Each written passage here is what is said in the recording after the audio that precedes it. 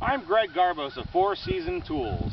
We're here on North Haven Island off the coast of Maine at Turner Farm. What we're going to talk about is double covering for season extension. Behind us we have several high tunnels. These are all movable high tunnels. The building that's closest to me over here on the far left, that's a 3-position movable tunnel. The building in the center is also a 3-position movable tunnel. It's in its middle position. And the building all the way in the back, that's a movable tunnel, but it's being kept in a stationary position and being used as a plant house. We like to call these buildings high tunnels as opposed to hoop houses or cold frames to differentiate the high tunnel and the low tunnel. You'll see out here that some of the outdoor growing space has row covering over it. You can make quick hoops to support some of that so it's not laying right on the crops, and that's what we would consider a low tunnel. We like to use that terminology to differentiate between the high tunnel and the low tunnel because it's really the combination of both, that double covering, that really allows you incredible season extension in unheated structures. So the greenhouse plastic or the high tunnel plastic on top of any of these buildings can change your climate like 500 miles or 1.5 hardiness zones.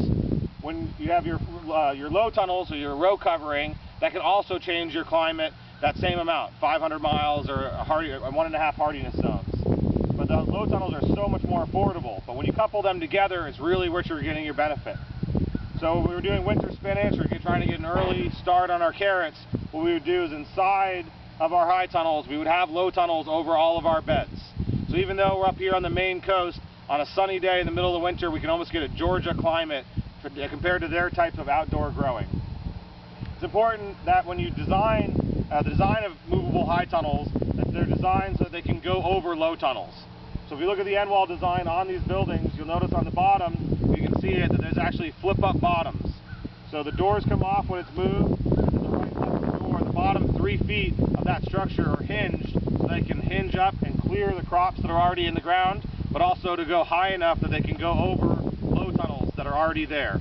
There are multiple times, depending on your crop rotation in a year, where you might take advantage of this. For example, if you were growing outdoor spinach and you're just finishing the tomatoes inside of your greenhouse, you can move that greenhouse or high tunnel off of the tomatoes and move it onto your spinach that's already on low tunnels.